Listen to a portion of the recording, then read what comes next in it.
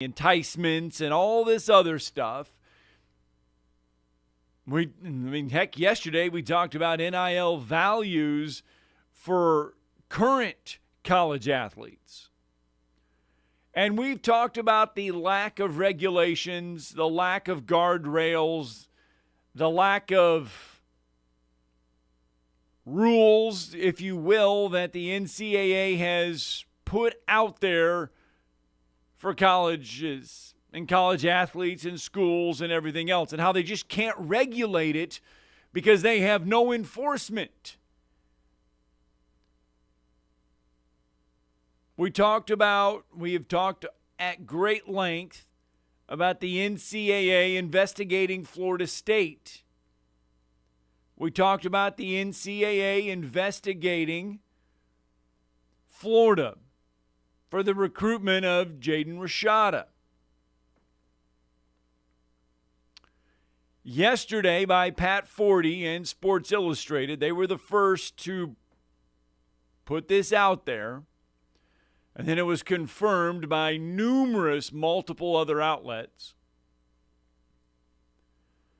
that the NCAA is immersed in another investigation of potential rules violations, as they quote, major in nature, with the University of Tennessee. It involves multiple sports, includes scrutiny of name, image, and likeness benefits for athletes. Now, of course, this looks bad because it comes on the heels of more than 200 rules infractions in the football program. Then, of course, Jeremy Pruitt and the NCAA. We don't need to go in through all of that. But here's what we do know about the current investigation.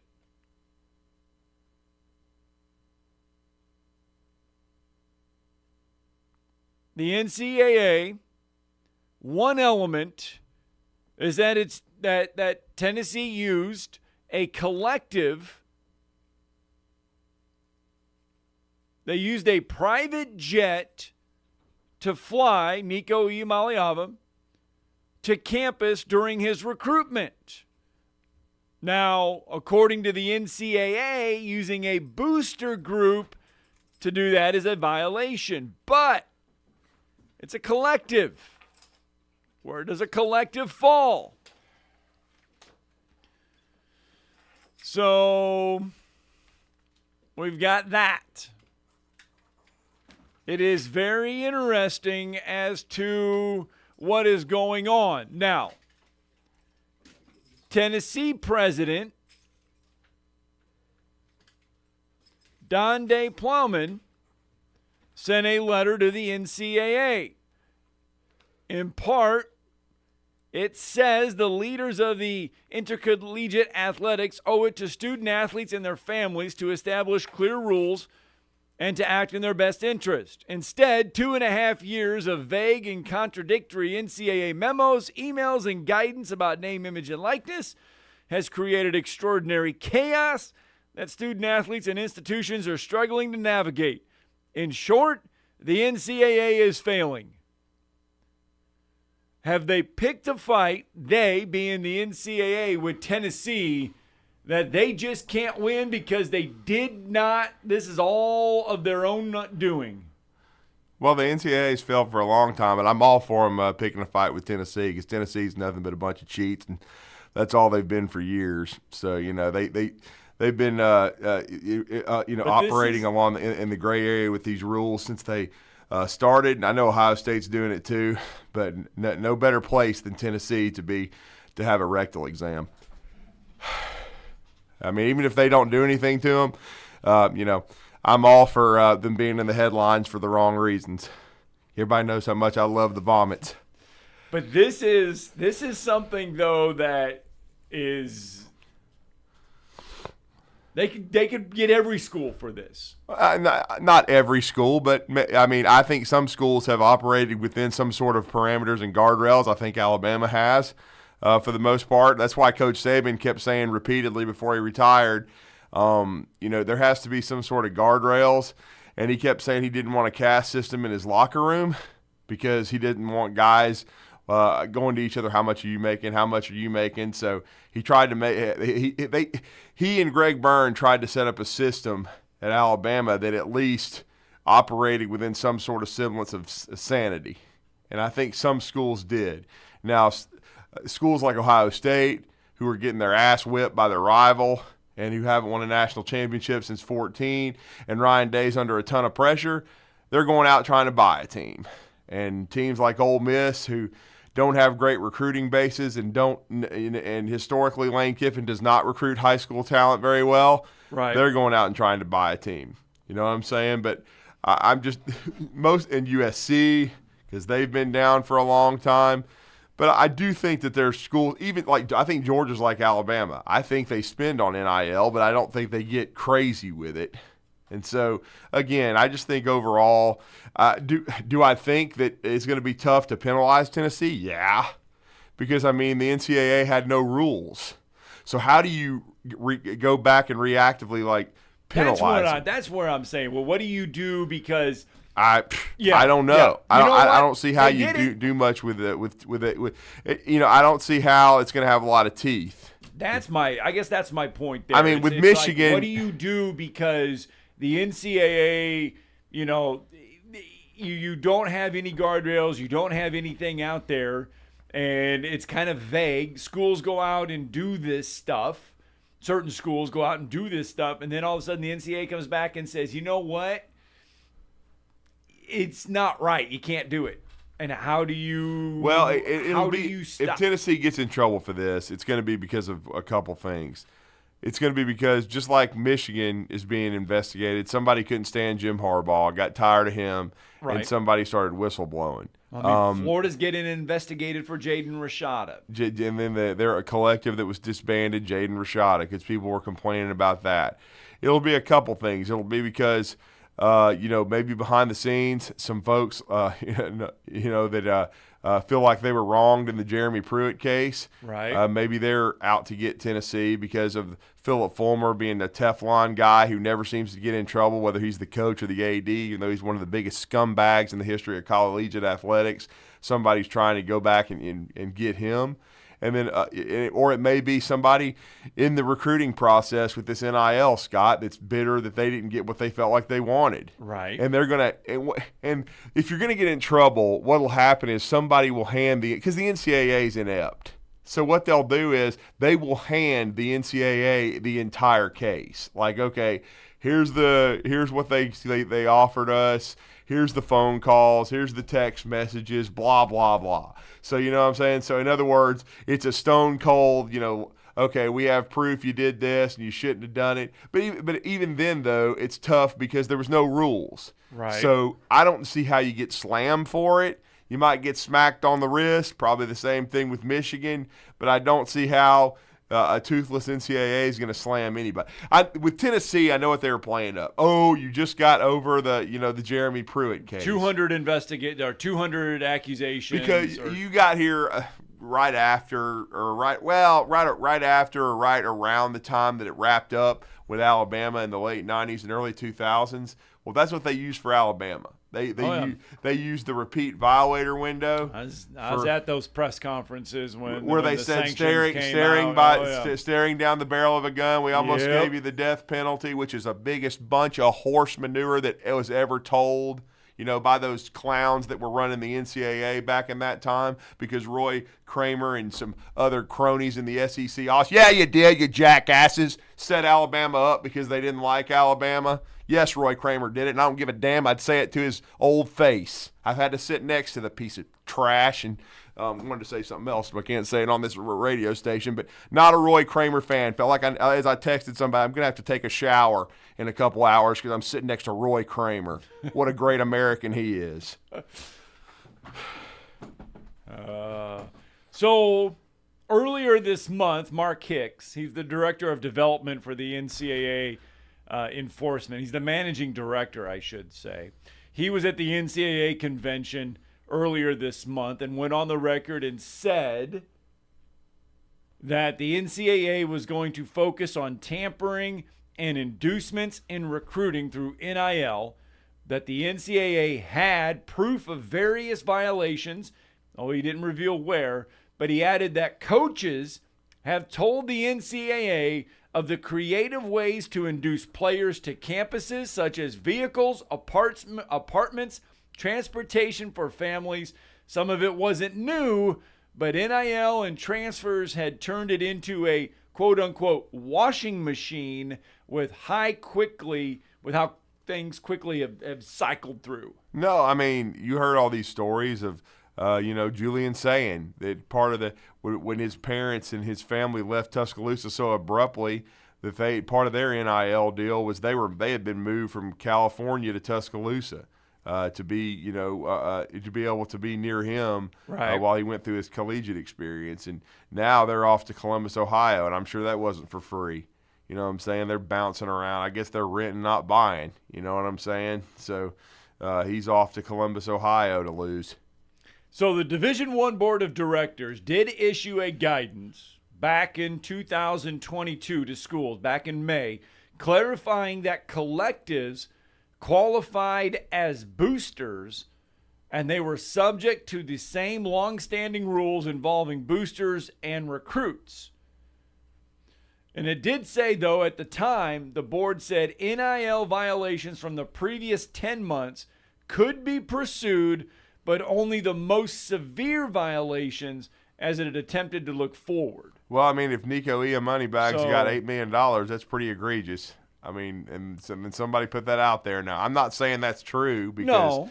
I mean, they put a lot of things out there, and then on 3 Sports and some of these networks, they don't help things from the standpoint of, and I know they're just trying to create conversation and track things, but then they put NIL value on a player. So you can guess, Right. That's why we were talking about Caleb Downs yesterday. Like, how much did he get to go to Ohio State? Now he's talked to the media and he's talking about, I can't wait to beat Michigan, blah, blah, blah. Yeah, he didn't wake up and just decided to wear the scarlet and gray because he felt like it. Yeah. He didn't go for free, I can tell you that. Yeah, there's not. His dad, Gary, didn't leave Tuscaloosa to go somewhere for cheap. So, I mean, he had a previous relationship with a coach on the Ohio State staff that they go back a long way, and they had been heavily involved in Caleb's recruitment. I guess they finished second, and Georgia probably third when he went to Alabama. But again, whatever. Is this just the tip of the iceberg, though? I mean, Florida State, Florida, Tennessee, Michigan. I mean, are we just going to be just rattling off more and more schools in the next days? That's one of the reason I'm glad Josh Pate's on today, because I want to just ask him, because I mean, of course, he had the on his show on Sunday, he was talking about, and we talked about it yesterday, about high profile coaches considering walking away, right? And then he's also talked about significant changes coming. Are things like this Tennessee case that are potentially happening, or you mentioned Florida State, you mentioned Miami. Is this going to be the impetus for change, and how quickly will it happen? Because, again, the sport needs to be cleaned up. There's no question about that. This wasn't what it was intended to be. And when this whole thing with Ed O'Bannon started, you just had a funny feeling like the NCAA is so reactive and not proactive that they wouldn't be ready for what was going to happen. I still don't think they're ready. No, I mean, look, these schools are, especially now that there's freedom of movement with the players and they don't lose eligibility. I mean, some of these kids are going into the portal, and I don't see how they do it 2 and 3 times when you're supposed to be, because I know how it is with transferring and academics and stuff like that. How are you even eligible? I mean, that's what I want to know. Yeah. If you're doing the JT Daniels and you're moving like 4 times, I know he got a degree from Georgia, and if you get a degree from somewhere, you can move. But that allowed him to go to West Virginia. Yeah, but I mean, all the other stuff. How did he go from West Virginia to Rice? I don't know, man. Super graduate. Mm-hmm. So I'll call him super. Maybe something. he was going for his doctorate. Maybe he got his master's and then he was going for his doctorate. Yeah. All right, hey, let's get a break in. I know we got some phone calls, but we wanted to get the show going, get it rolling, and get it hot. Let's get a break in because when we come back, we will get to the phone lines. We got a lot of other stuff to get through, and we are just, and I mean just, getting started.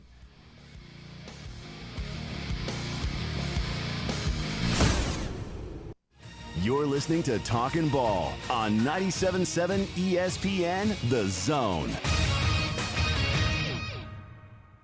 Maybe trying to clear a couple of no-injury wrecks.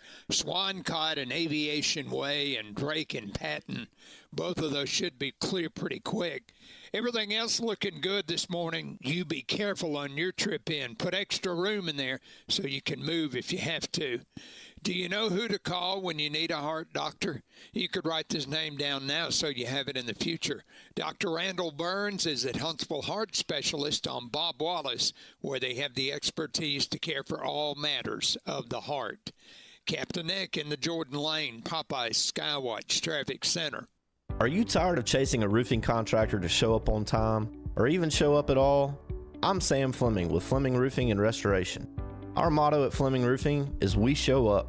Our goal at Fleming Roofing is to provide the reliable customer service that you deserve, and we have the resources to meet all of your roofing needs: residential, commercial, industrial, replacement, or repairs.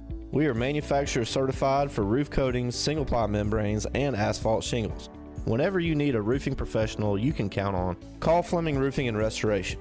We are committed to finding the solution that meets your needs. We don't have quotas or heavy-handed sales tactics. Fleming Roofing, we have expert experience. We show up. Free estimates, residential, commercial, industrial, replacement, or repairs. Check us out at FlemingHSV.com. FlemingHSV.com. When you need a quick response, it's Fleming Roofing and Restoration. We show up. Southern Fidelity Mortgage. Think of them as a loan for everyone, offering more products than anyone else and the guaranteed lowest rates and costs in town. Of the 2,000 loans that Southern Fidelity Mortgage has pre-approved over the last 10 years, all but one have closed. That's unprecedented in the banking business. For FHA, VA, rural development, and conventional mortgages, for the best mortgage experience in town, it's Southern Fidelity Mortgage. Call Southern Fidelity Mortgage Company at 256-656-5936. At Mr. Sparky, we're America's on-time electrician. Flickering lights and hot switches can be annoying, but they can also signal a major problem, or worse, an electrical emergency. So play it safe and leave it to the experts at Mr. Sparky. Trust our team of professional, clean, and friendly electricians. We'll get it done right and get it done safely. You don't have to put up with any malarkey. Call 888 8-SPARKY. Independently owned and operated, licensed in the respective state or county. Are you tired of power outages disrupting your life? It's time for a Generac standby generator from Current Electrical. Storms may rage outside, but inside your family's powered up. So why choose Current Electrical for your generator needs? 1, we offer a wide range of models to suit every budget and energy requirement. 2, our project managers handle every step of the process: power, gas, permitting, and inspections. 3, our certified technicians install your generator with precision, ensuring peace of mind. Don't wait for the next blackout. Call 256-880-1880 or visit us online at GenSuperstore.com. What's better than 2 end-zone sports bars? 3 end-zone sports bars. And we have you covered with our original location on University across from Red Lobster, in Jones Valley on Cecil Ashburn near Carl T. Jones, and our newest location in the Midtown District on McMurtry Drive opposite the Target Plaza. All locations feature the NFL Sunday Ticket, Tuesday half-price burgers, and Wednesday $1 jumbo wings all day long. You're never far from the end zone. End Zone Sports Bar.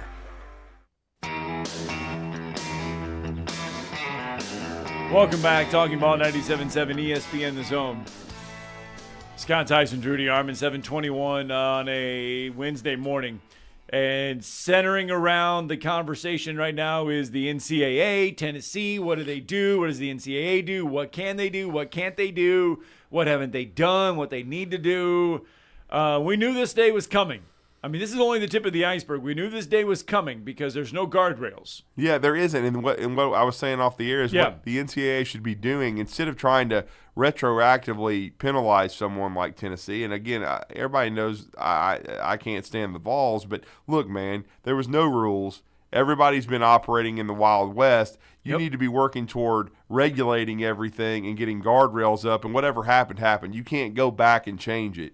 The genie's already out of the bottle, but you got to be trying to get stuff back in keep it between the ditches. You know, that's what they need to be working on instead of trying to make headlines by leaking something to Pat Doofus, who just got laid off at Sports Illadum or whatever.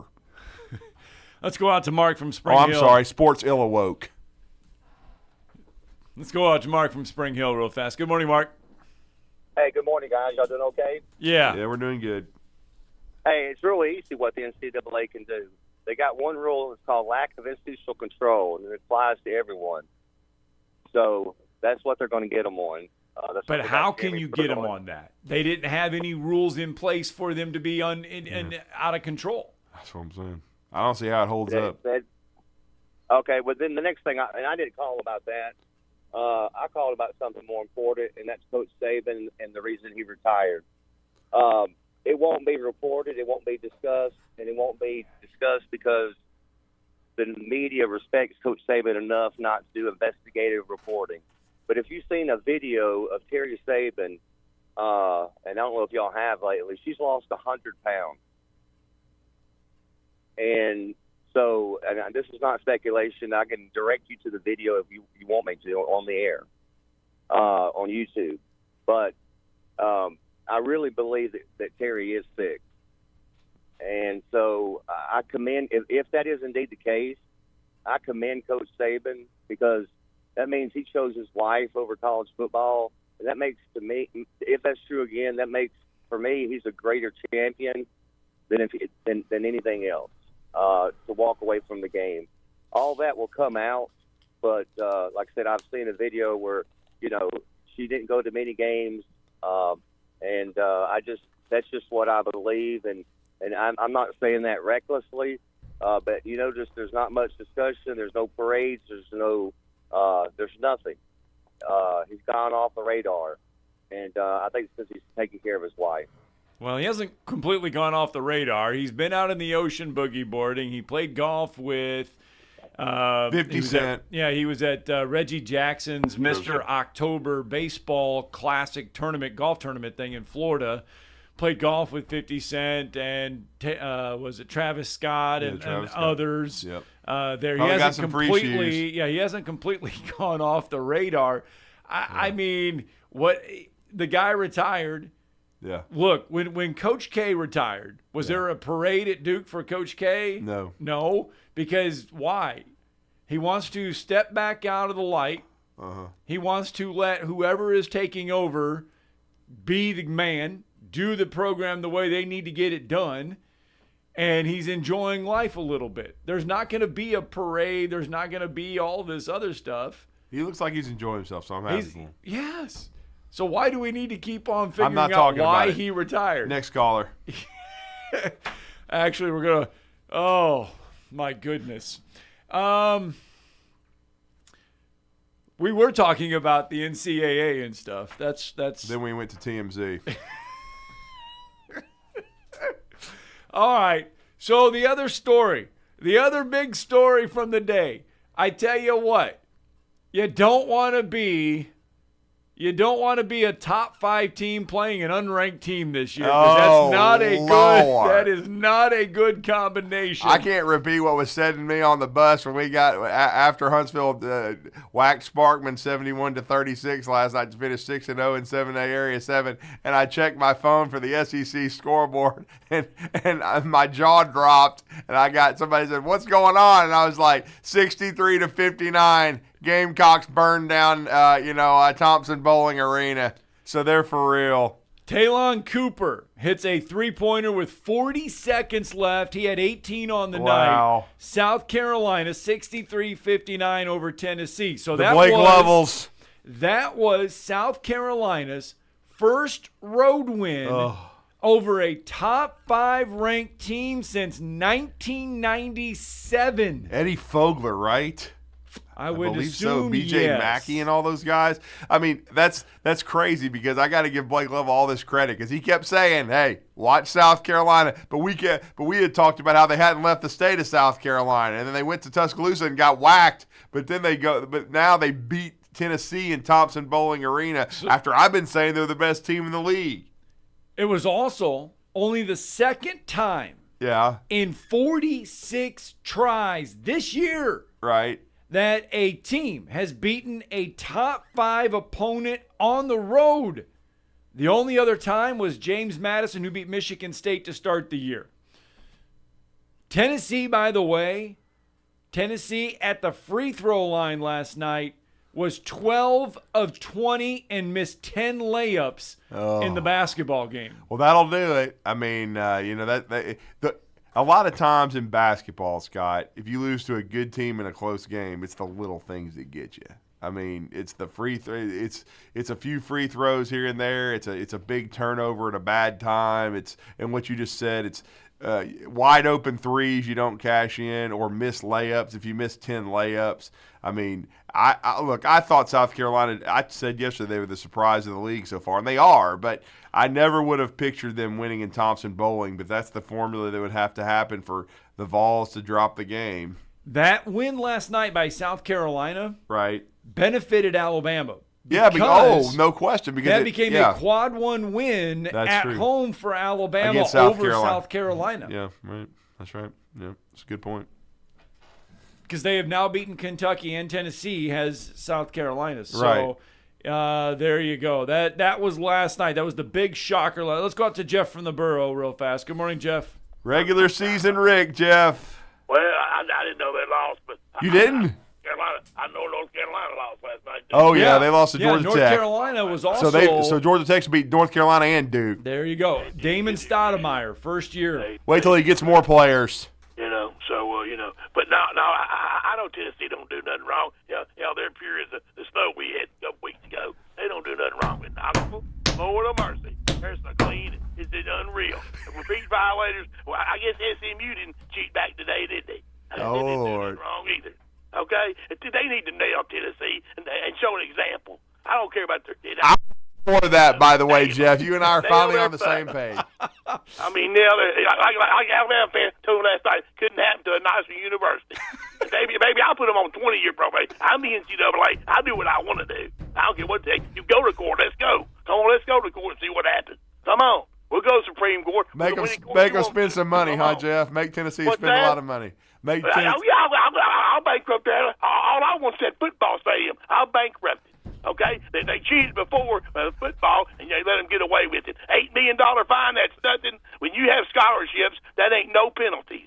Okay, right. You can always make it up the next class. I don't want to hear this stuff that scholarships are penalties. It ain't.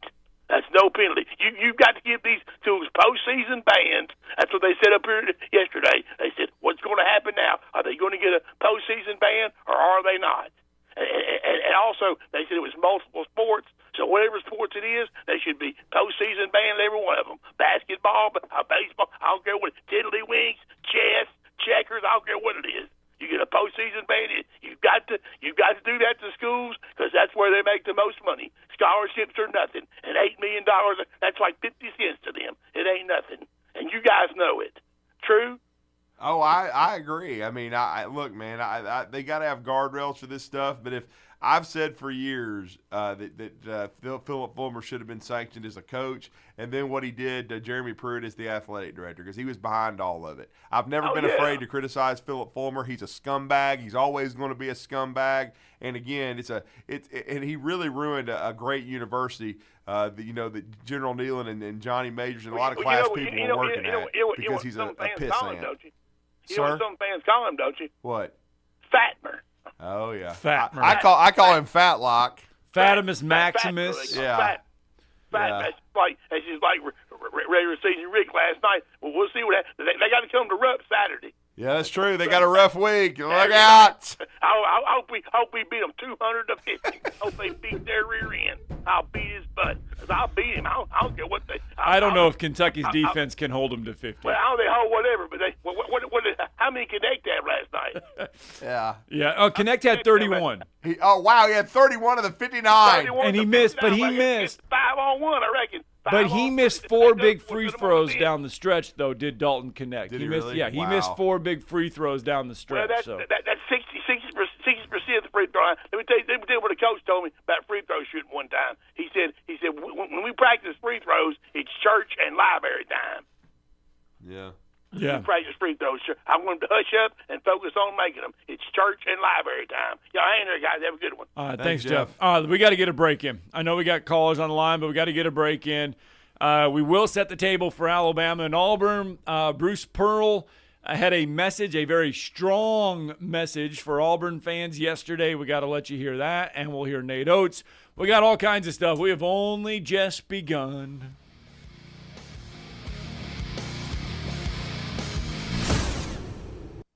You're listening to Talkin' Ball on 97.7 ESPN, The Zone. From the Fox 54 Weather Center, I'm meteorologist Emily Owen. We'll start this Wednesday off seeing partly sunshine, gradually becoming sunny by the afternoon. High temperatures only looking to top out in the upper 40s. We could also see gusty winds as high as 20 miles per hour. Heading into your Monday night, a much quieter night, mostly clear sky. Low temperatures going to be falling into the upper 20s to lower 30s for most areas. I'm Fox 54 meteorologist Emily Owen on your home for ESPN Radio 97.7 ESPN, The Zone. Picked up a wreck near Moulton, Highway 24 and County Road 217. May take a few minutes to clear that one. Drake and Patton and Swancott and Aviation Way were no injuries from earlier that should be clearing pretty quick. And we just got a stall reported 4 Mile Post in Garth. You get 2 pieces of hand-breaded juicy tender signature chicken and a buttermilk biscuit for $4.99 at Popeyes. University in Jordan, 72 in Jeff and North Parkway. Captain Nick in the Popeyes Skywatch Traffic Center. If you're drowning in IRS debt and can't afford to pay, then you need to take advantage of special IRS tax programs that are available and free yourself from IRS collection efforts once and for all. Due to the financial hardship consumers are facing throughout the country, the Internal Revenue Service has made it easier to settle delinquent tax problems. An open phone line has been established by Community Tax for consumers to call and see if they qualify. Take down this number or store it in your cell phone, but call the Community Tax Helpline at 800-254-5040. If you owe back taxes to the IRS and cannot afford to pay them back, or even if you have years of unfiled tax returns, there's no need to fear anymore. But you have to call the Community Tax Helpline today at 800-254-5040 for the help that you need. Don't take on the IRS alone. They can attack your wages, savings, pension, home, and even your Social Security check. Call 800-254-5040 for your free consultation and to see if you qualify. That's 800-254-5040. Tom Luganbill here for my friends at Woody Anderson Ford. Bobby White and his team take great pride in their service department, and you can see it the moment you walk into those beautiful new service lanes. And just like a championship team, they all work together to make sure your experience is second to none, whether you drive a Ford or not. Also, check out the gold certified pre-owned inventory at Woody Anderson Ford for great deals every day. Stop by and see them at Jordan and Sparkman or at Woody Anderson of Madison on Hughes Road, or visit WoodyAndersonFord.com. Not looking or feeling your best? No energy for the things you like to do? Ready to look and feel younger? Make your appointment at Advanced Life Clinic, one of the region's foremost destinations for patients interested in looking and feeling their best. Specializing in advanced laser treatments and weight loss, male and female rejuvenation to offset the effects of aging, and more. See how Advanced Life Clinic can help you enjoy your life again. Call 256-882-6555 or log on advancedlifeclinic.com. It's time you discovered one of Huntsville's culinary gems, Good Company Cafe, the place for breakfast, lunch, brunch, and so much more. Bottomless coffee options, boxed lunch catering, pastries, and wedding and other special event catering. And with Valentine's Day coming, Good Company Cafe can help you impress your special someone with Valentine's brunch. Or you can order a brunch board to go with a bottle of wine for a special personalized picnic. Find out more and order online at goodcompany-cafe.com or stop by and see us at 7500 South Memorial Parkway. Injuries at work happen all the time in Alabama. So do motor vehicle and slip and fall accidents. If you're hurt at work or injured in an accident, I want you to call my good friends at Pond, Lehocky, Giordano. That's Pond, Lehocky, Alabama's injury law firm. They got your back just like they've got mine. For personalized legal support, reach out to Pond, Lehocky at 855-774-3838 or pondlehocky.com. No representation is made that the quality of the legal services to be performed is greater than the quality of legal services performed by other lawyers. I got rice cooking in the microwave. 256-576-4977. That's how you can join the program this morning. Who we got on there? Hold on one second. Who we got first? All right, let's go to Wolverine Dan real fast out of the break. Good morning, sir. Gentlemen, listen, I got the tail end of your discussion there, Drew. I don't want to bring it up anymore, but I really do need to bring it up, talking about your former coach of the Crimson Tide. And you know how I was when I first heard about it and I got on the radio. You know, the man don't have to prove nothing to nobody. He's done everything he can do. He's the best ever. You know, and he's smiling, having a good time with his family. You know, Drew, you'll figure that out later on. Maybe, or you too, Scott, when you retire. You'll have enough of whatever you're doing, and you say, you know what, I've had enough of this. I want out, and I want to enjoy my life, and that's what the man's doing. So everybody just chill out. Chill out. Everybody chill out. You know, don't go jump off a bridge because you got a new coach. Relax, okay? Take a deep breath, all right? I lost last week in the Lions. You don't see me getting all upset. Michigan won the national championship. It took a heck of a long time since the last one. You don't see me upset. You know, I got rid of all that pressure, man. That's what Nick Saban was doing. Let the man enjoy himself. Leave him alone. Well, yeah, I just think the whole story of trying to figure out exactly why he retired, it doesn't people matter. just need to let that part go. Who cares why he retired or what his motives were or anything and else stop like trying that. to chase TMZ stories. Yeah, I mean, it's just dumb. He decided to step away. Hey, the day was coming eventually. The guy loves the coach. There's no doubt about it. I love to deliver mail. I love my customers. But it's the garbage. It's the management. It's the people, you know, poking at you all the time, trying to get you to do this and do that. When you've been very successful, I was successful what I did. I did a good job. Yeah. Saban did a phenomenal job. Why poke him? Leave him alone. My God, everybody, you got more important issues to worry about as Taylor Swift endorsing Joe Biden. That's what you really should worry about. Oh, Lord. Don't even go there. I shouldn't have brought that up, Drew. I'm sorry. I'll talk to you guys later. Thanks. No, we don't come up with that B word. Oh, wow. Even though she probably would. If she did, she'd hellfire. You know, when we were talking at the beginning of the show, you said the Super Bowl is the most expensive one. Well, guess what? Clown Patrol and them won't have to pay for anything because they'll let them in for free. Oh, let's get another phone call in here. Jason is with us. Good morning, Jason. Hey, good morning. Morning. Hey, I've got Scott said something about proof a while ago. That's why the NCAA can't do nothing. Yeah. What I would want is, like the quarterback at Tennessee, so-called got $8 million. I'd want to see the $8 million in T-shirts, video games, or whatever that he has actually sold for himself to get the $8 million. That's what the name, image, and likeness is about, for them to make money off their names. Oh, I know. Not to just get be paid. money. That's where you start digging at. Yeah. I mean, I don't know what Caleb Downs got, but let's see the money he got for the T-shirt. For all the Ohio State merchandise he sold for himself. Yeah, and this is where I think the NCAA is fighting a huge uphill battle because remember, California is one of those states where high school athletes can benefit off name, image, and likeness while they're still in high school. Yeah. So Nico Iamaleava had an attorney and an agent when he was in high school representing him and taking care of all of this. So did homeboy that was at USC. He gave his mom like a $2,000 purse and showed up in a Ferrari to football practice as a senior in high school. And now the dude's maybe a bust. He's already off to Boise State. I mean, he left USC because Lincoln Sharman didn't think he was ready to be the quarterback and wasn't going to give him the starting job heading into spring practice. So that dude's out the door. I mean, I can listen Malachi to the Nelson. Yeah, Malachi. radio station, and there's one, what is it, Taco Costa, and you got Wilkins Formby doing that's a right. commercial for him. Yeah, because his family owns it. Yeah.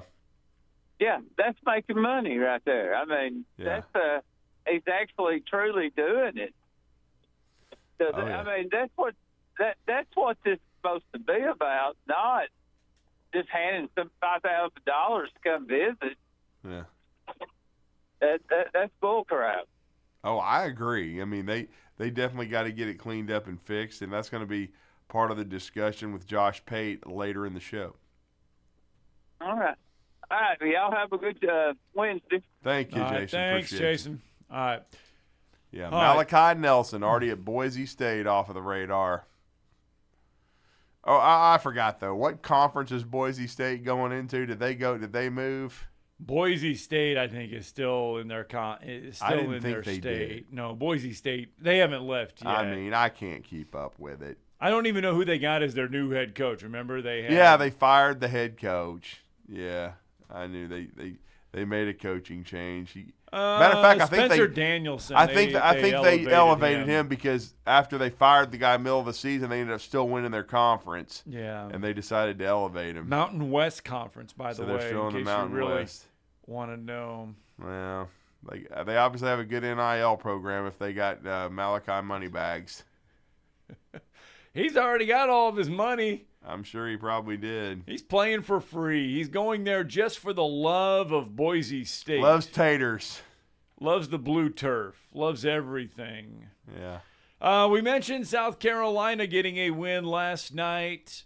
Ole Miss gets a 4-point win over Mississippi State last night. High-scoring game, man, 86-82. Yeah, Ole Miss now 5-3 in the league. Mississippi State 3-5 in the big SEC. Game for State in Tuscaloosa, man, because they've still got a decent enough resume, but you got to get some quad one wins. But Alabama needs to hold serve, and Alabama's got a tough one tonight in Athens. All right, let's get a break in, because when we come back, we will hear from both Bruce Pearl and Nate Oates about their contest this evening.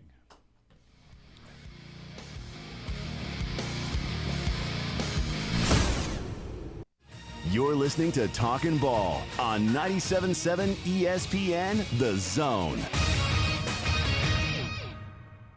At a stall vehicle reported 4 Mile Post in Garth Road may still be causing some problems.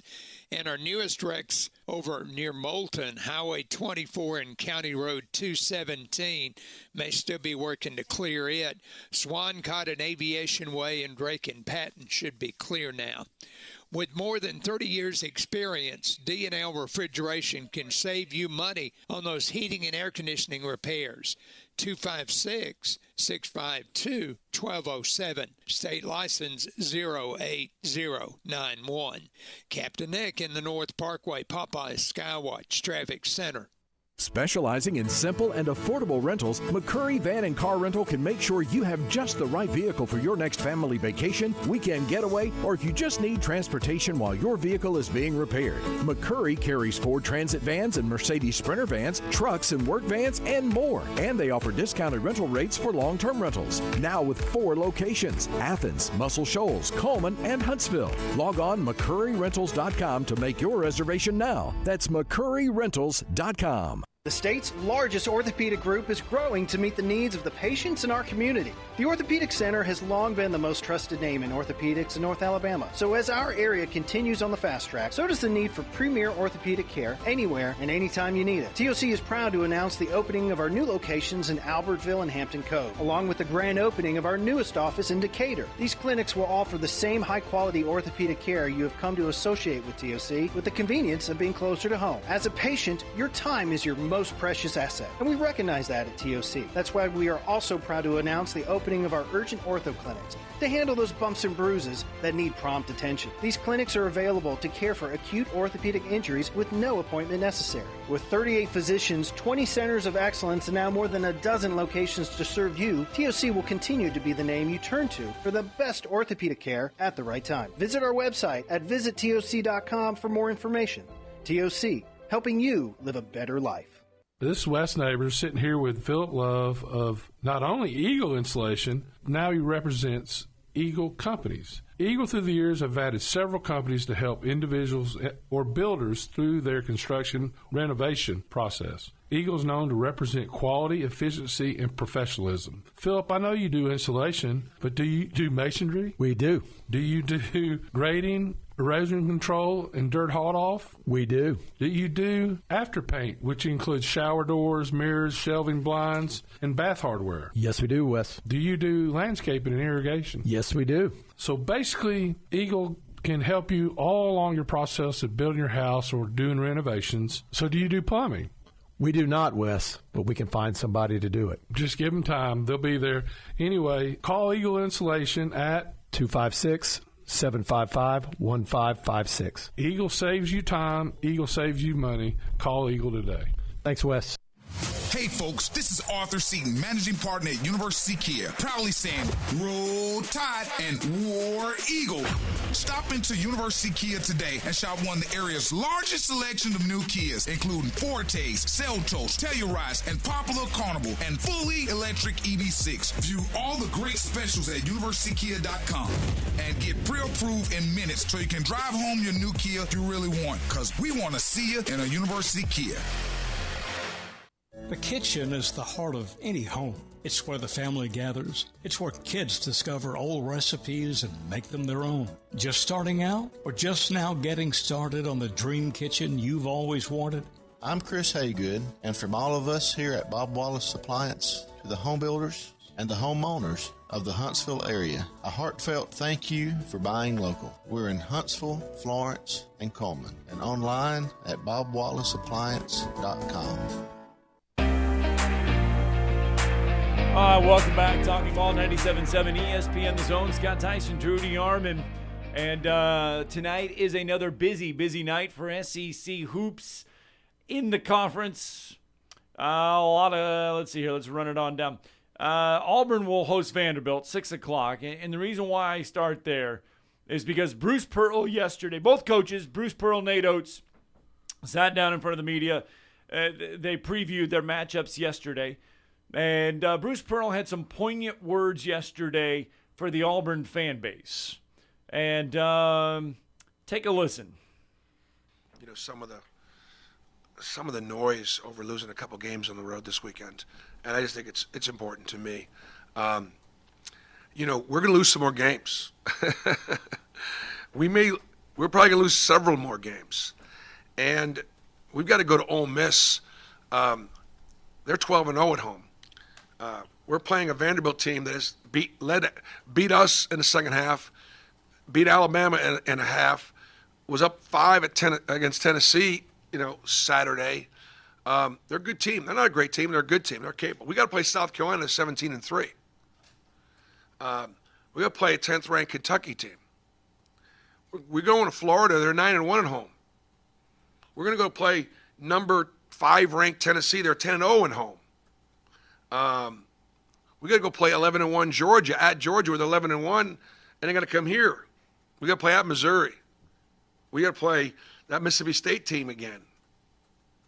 We got to play Alabama again. This team, I kept on saying it over and over again, especially when we started winning a little bit. I said, look, we're better than what people thought, but we're not as good as what they think. And this team was picked 6th in the league, and I told you from the jump I thought that was fair. We only had one player that was on anybody's preseason anything, and that was Janai Broom. So even to this point right now, I'm really pleased with where we are. That was from the fans and the backlash of losing 2 road games in a row. And Nate Oates has already been through it when he lost 3 in a row, and they were playing the most brutal out-of-conference schedule, pre-conference schedule in college basketball. People were, they're 7-5.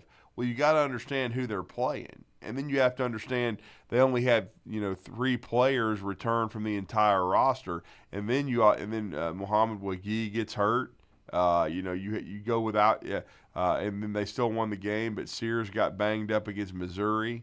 So there's no utopias, man. I mean, it's just one of those things where, and then they've had issues with Nick Pringle being suspended and things of that nature. These teams, Bruce Pearl made the point the other day of, the year they went to the Final Four, I think they won 12 in a row. And even during that time, I think that team lost 9 games. Yeah. So you have to understand it's about working out the kinks and getting hot at the right time and not overreacting when you lose a couple of games and start panicking and acting like, there's something wrong with this team, blah, blah, blah. It's just a tough conference. It's road games. They didn't shoot the ball well at Mississippi State. Right. I mean, they had a chance to win both of them. Oh, they had a chance to win both of them, especially the Alabama game, which they played a bad first half, but they played an outstanding second half and had every chance to win. They didn't get a couple of bounces, a couple of shots didn't go in. And then Alabama's going to be in the same boat. They've got a tough week this week and a tough schedule coming up. Nate Oates has referenced it. Yep. You're going to Georgia, and they've only lost 1 game in Stegman. Here is Nate Oates alluding to tonight's contest for Alabama.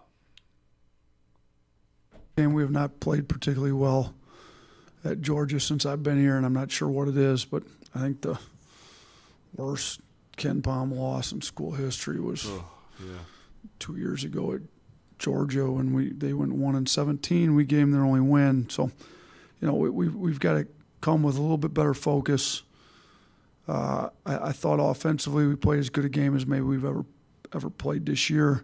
Last game out defensively, we didn't take the step forward I'd like, so we'd like to try to do both, get our turnovers down, have a better start to the game, and be much better on defense. So that's been the talk with practice, trying to limit turnovers, get our defense where it needs to be, and Georgia's improved. I mean, they're a lot better than they've been since I've been here. So, I mean, their only home loss, I believe, is to Tennessee, and they should have won that one. So they've been playing great, particularly at home. I see they've had pretty good crowds. So our guys are going to have to get themselves locked in. And this is a game where, if we're trying to win the SEC, we're half game up on Tennessee. We got to go into games like this and win them if we want a chance to win the league. So Nate Oates going to Stegman tonight. Not the most aesthetic, not the most modern of arenas. No. Near the bottom of the SEC as far as aesthetics go, but they have, under Mike White, they have been putting people in the seats, and it can become an environment that'll trip you up. And Nate Oates alluded to it. Alabama has not played well over there. Oh, and this is not the same. The last Georgia loss they had, that was not a good Georgia team that beat them, not by any stretch. No, they were horrendous. They got Tom Crean fired. I mean, this is a much, much better Georgia team that Alabama will face tonight in an arena that they don't play well in or have not played well in. Yeah, I mean, that was a brutal loss. I mean, they had a lead late, but Georgia came back and got the W and ended up 1-18 1-17 in the conference, I think. So it was just bad. It was just, and Alabama still got into the tournament as a 6th seed, but yeesh, that was the only game in 18 that Georgia won in Stegman Coliseum, and this Georgia team's a lot better than that one. And they got a good basketball team, and Alabama's going to have to play well to get a win. You will be able to listen to all of the adventures tonight right here on 97.7 ESPN. 4:30 pregame, right? And then because it's going to be a 5:30 tip because it's on the Eastern time zone. So it's actually a 6:30 tip there in Athens. Because we're going to call Brian Pasek in a few minutes, and it's 9 o'clock over there and not 8 like it is here. Yeah. So your other matchups that you have going on tonight in the SEC, you've got some intriguing ones. Because you got 10th-ranked Kentucky hosting Florida.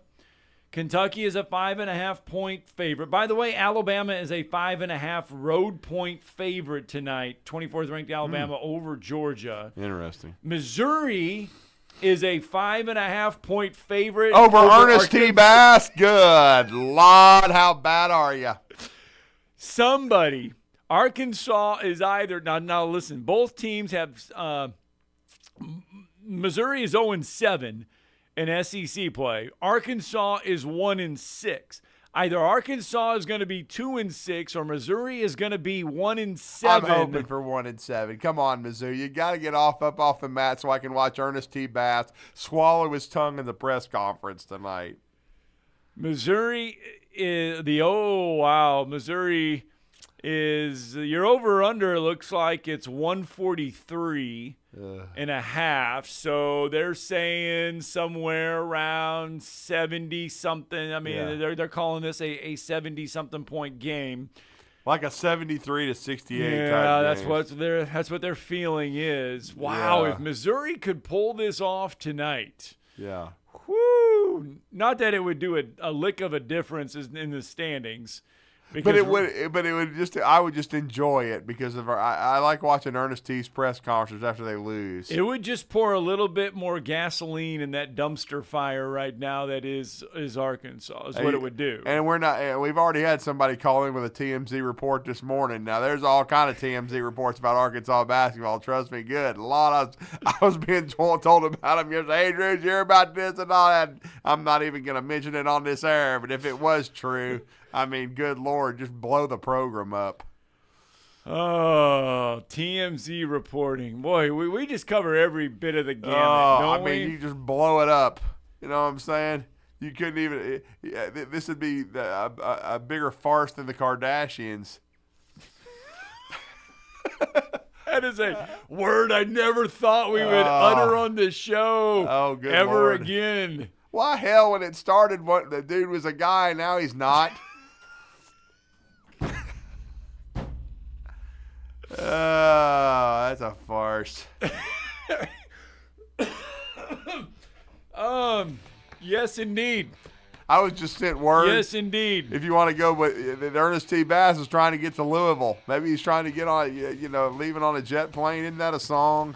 Yes, it is. Okay. Yes, it is. Why would they hire Ernest T. if he can't win a game right now in the Southeastern Conference? Brian Pasek has made his way down to the Hotel Continental Breakfast, the free one, making his waffles he's imitating Scott. Scott would be doing that right now. Yes, he is going to take a pause from his Continental Breakfast and join us to preview Alabama, Georgia, coming up next.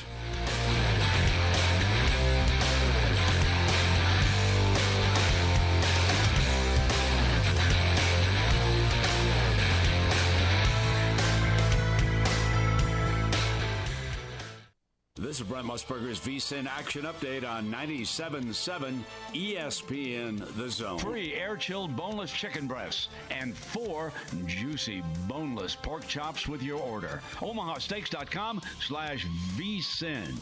Now, here are the latest lines from my guys in the desert. Couple of upsets in men's college basketball on Tuesday. Number 3, North Carolina suffered their first ACC loss of the season. It was a 74-73 setback at Georgia Tech. The Tar Heels were favored by 8.5 in that one. Georgia Tech paying plus 375 on the money line. South Carolina beat number 5 Tennessee 63-59. The Volunteers were favored by 13.5. South Carolina paid plus 750 on the money line. Top 25 hoops tonight. Number 2 Purdue by 12.5 against Northwestern. Number 24 Alabama favored by 6.5 at Georgia. Baylor by 2.5 on the road at UCF. Get the latest lines and more at vsin.com. WZZN, Union Grove, Huntsville, Alabama. 97.7 ESPN The Zone.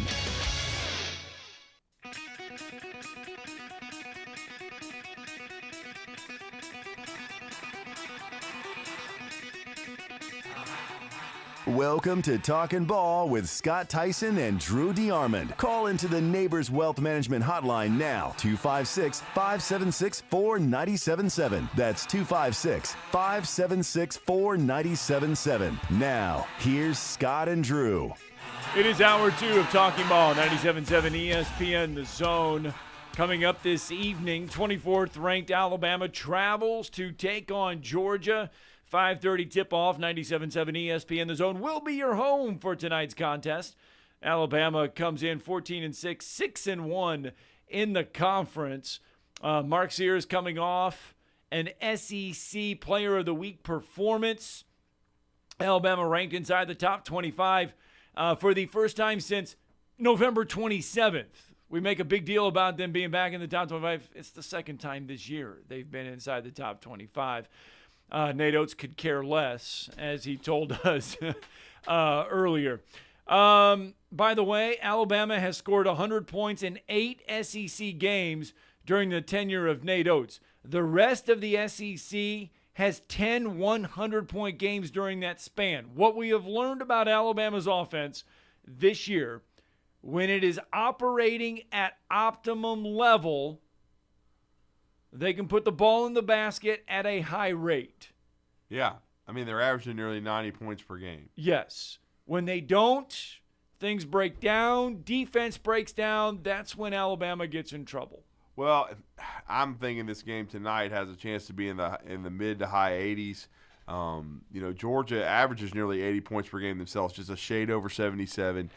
Both these teams struggle defensively. Alabama giving up nearly 76 points per game. Georgia giving up over 73. Georgia's coming off of a 102-98 loss on the road at Florida. This was an overtime game, but the Dogs can score. You just heard, it really when you think about it, that Georgia should have won, the game, at home against Tennessee, and so as one of our callers brought up, they should have won that game. So this is going to be a tough test. We talked about a couple years ago Alabama when they when they had a good team, but it was a team that was kind of up and down. They were Georgia's only win in the Southeastern Conference, and you heard Nate Oates say for whatever reason they haven't played as well at Stegman. So they're going to need to do that tonight. They're going to need to play well offensively, especially win the battle of the glass. And then I thought that one of the things they did really, really well against LSU was take care of the basketball. We're going to talk about that and more with the longtime color analyst for the Crimson Tide Sports Network. He will be on the call tonight from Stegman with our good friend Chris Stewart, and that's Brian Pasick. Brian, good morning. Good morning, gentlemen. How's everybody doing? We're doing well. Now, this is setting up. Now, when you say that, it'll end up being in the 60s, but this looks like it could be a high-scoring offensive game tonight, Brian, when you look at the numbers and the metrics. Yeah, I would think so, and I would hope so. Alabama tends to fare pretty well in up-and-down games. Nate Oates' teams have always been one of the fastest in college basketball. I think at last check, Alabama's offense is ranked third in tempo. And Mike White, who historically, at least when he was at Florida, his teams didn't get out and run nearly like Nate Oates' teams have. He's gone with a little bit of a different philosophy. At Georgia, they're getting up and down, and they've been one of the most improved teams in the SEC. I mean, everybody's, when it comes to improvement, especially when you consider preseason predictions, is all second place to South Carolina with what Lamont Paris is doing. But I think when you look at the SEC, and the reason most people consider it to be the deepest league in America is because of teams like South Carolina, who was picked 14th and now is going to be very much in the mix for the SEC title this year. Incredible turnaround in year two for Lamont Paris. And when we go back to that 22 game for Georgia, I mean, they were 1-17. I mean, yes. Mike White has done an incredible job in year two. And by the way, Georgia basketball isn't going anywhere. Yes, they're improved. This team's really good. Their recruiting's good. From what I understand, their NIL situation for basketball is really good. Mike White's a proven coach in this league. So don't look for Georgia basketball to go anywhere. And this is a team that is exceeding expectations. Right now, their numbers aren't quite what I think they should be based on what I'm seeing on the floor. Right. This is a huge game for them because they've won the games they're supposed to for the most part. They've had some missed opportunities. As you guys mentioned, really should have beaten Florida. I think that's their only home loss. Mm-hmm. And then lost to Florida at Florida in overtime in a great comeback. So this Georgia team's the real deal. And this is a kind of team, or this is a kind of game that could put them very much in the NCAA tournament conversation, which I think they have the talent to do that. Brian Pasick, kind enough to wake up with us on the road as Alabama gets ready to take on Georgia. Brian, Mark Sears doing Mark Sears things, so special. Number 1 in the SEC in scoring, number 5 in field goal percentage, number 7 in assists in the conference. SEC Player of the Week, continuing to just, I don't want to say put this team on his back, but just doing everything he can. He's so good. I mean, it's just incredible. what he's done in a couple years in Tuscaloosa. Second team All SEC a year ago, preseason second team this year. And right now, I think he and Dalton Connect will either one, depending on how the year ends, both from a team standpoint and individually, will be probably the SEC Player of the Year. And I think he's got a great chance to follow Brandon Miller and become an All-American. When's the last time Alabama's gone back-to-back years with All-Americans, different guys? And Mark Sears is very much in play for that. He has been so good. And when you look at what he did Saturday night, to me, that's as impressive a stat line, considering he couldn't make a three. He goes 0 for 5, and it was maybe a week or so ago, he was clearly number one in the SEC in three-point percentage lead. And I think he's dropped off a little bit, but still he's one of the best three-point percentage shooters in the SEC and number 2 or 3 in makes. He doesn't make a three and still scores over 20 points. And for that matter, Alabama as an offense, your best shooter, at least statistically and leading scorer, can't make a shot from the outside, and as a team you still score 109 points. Just shows you the firepower of this Alabama team. But Mark Sears, I thought would be great this year, and he's been a lot better than I thought he would be. He has been so good. And, yeah, he's far from a one-man show, but he is the leader, he is the focal point, and he has produced in a big way. So what is the media doing with the Bob Cousy Award and Jerry West? How in the blue blazes is he not nominated? the media and Drew, Scott, don't get me started on the media.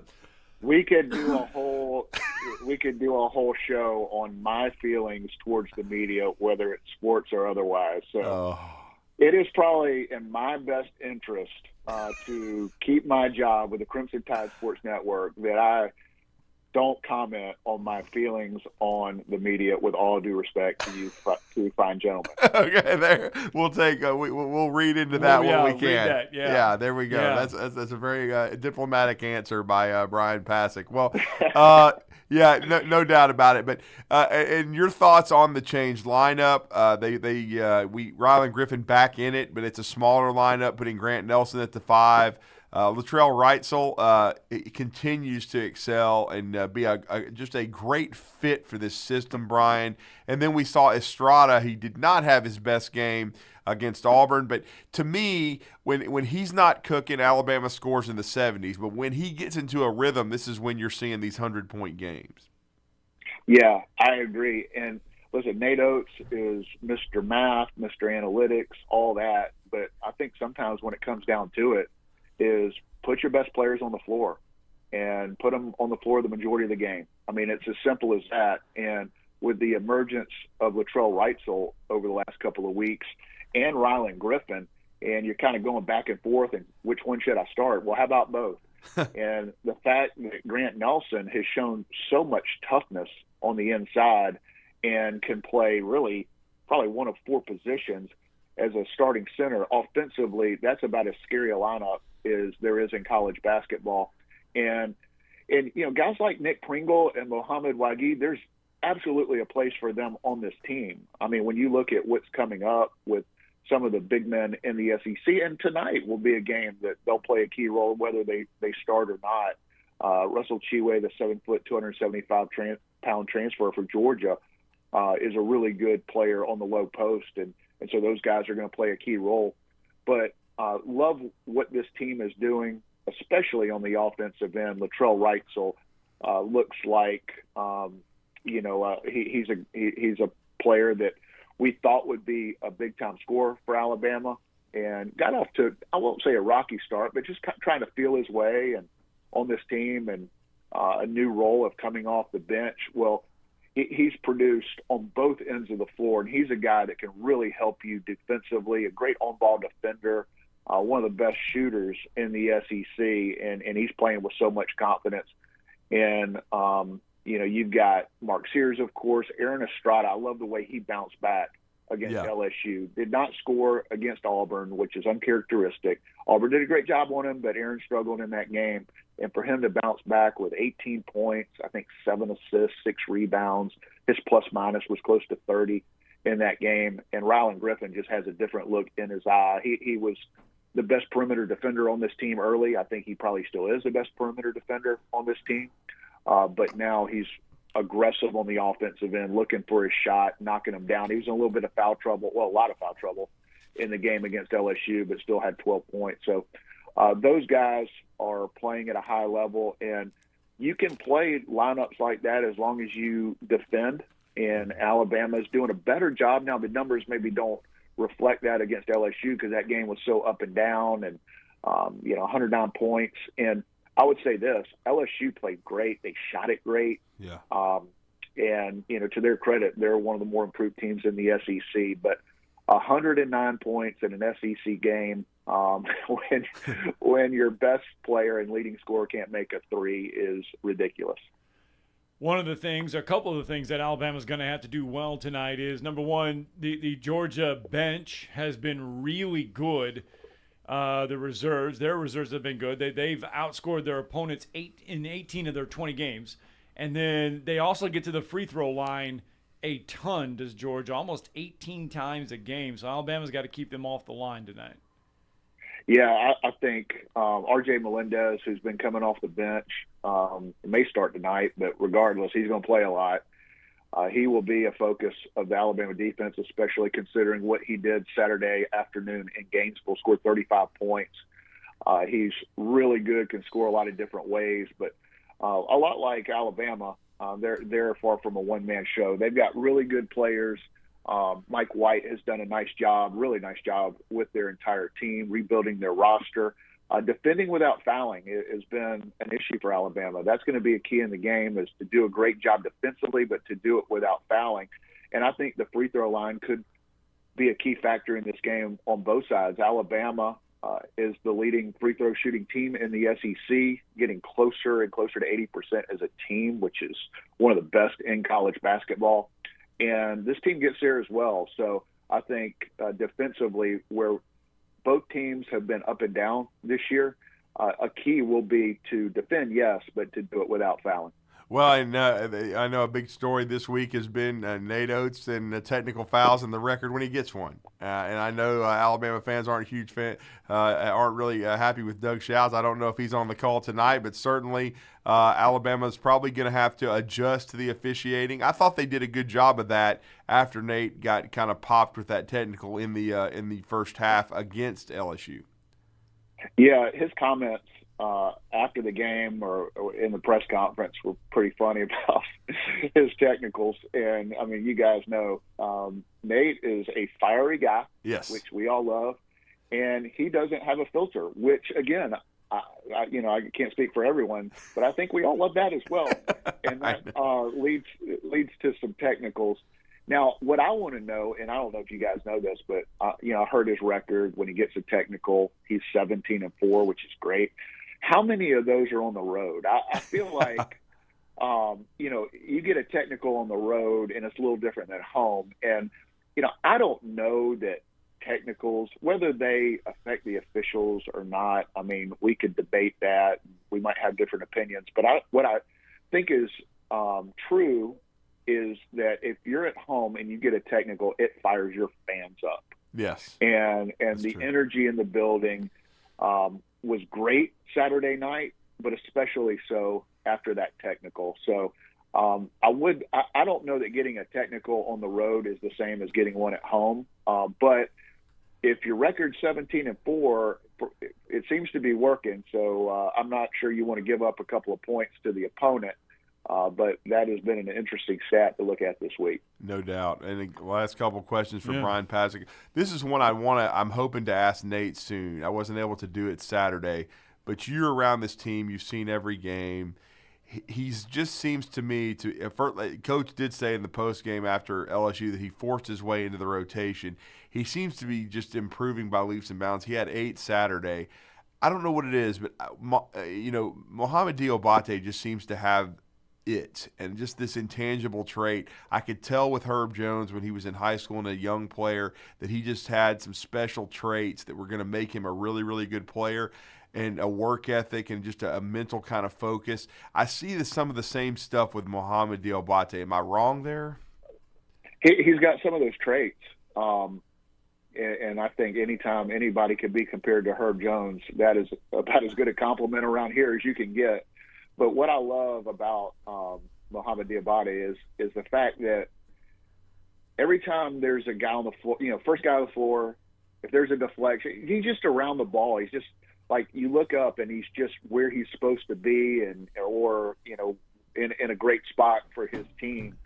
And he is someone that makes things happen. And I think with the talent, the offensive talent of this team, you don't have to put him in and expect him to take a shot and he can impact the game in ways that this team needs. He's really the perfect role player for a team that has so many offensive weapons. He's not necessarily right now at this point in his career a guy that's going to make shots or you have to run a play for. But he's going to get a deflection, dive on the floor for a loose ball, get an offensive rebound, a tip out, just all these little things that factor in to impact winning. He does that, and as a result, he's earned more playing time. And finally, what in your mind is the keys tonight for Alabama to get a road win? They're a 5.5-point favorite, but this, like you said, this Georgia team's improved, especially offensively. What do they have to do? Well, I think taking care of the ball on the road is so important. And especially for this team, because when Alabama takes care of the ball, you just like your chances on the offensive end because they are the nation's number one offensive efficiency team. They are so good, and if you have a guy like Mark Sears who can't make a shot like he did against LSU, then you've got Aaron Estrada or Latrell Wrightsell, Grant Nelson taking the ball to the basket, who's been so good. Rylan Griffin. You've just got multiple guys who can get hot. Sam Walters has not shot the ball quite as well in recent games, but he's probably the best pure shooter on the team, and he's going to get opportunities. So offense, take care of the ball, and defensively, got to get back. Georgia's playing faster. Got to get to their guards. This is a confident Georgia team. It's going to be a great road environment.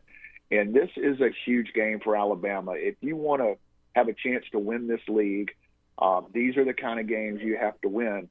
6-1 is exactly where this team hoped they would be, and not that 6-2 drops you out of it. Even if Alabama loses, they're still in first place. But to me, the reason this game is big is because of what's remaining on the schedule, especially on the road. Some of the most difficult road games remain for Alabama. Still got to go to Auburn, still got to go to Kentucky, still got to go to Ole Miss. You've got Tennessee coming in.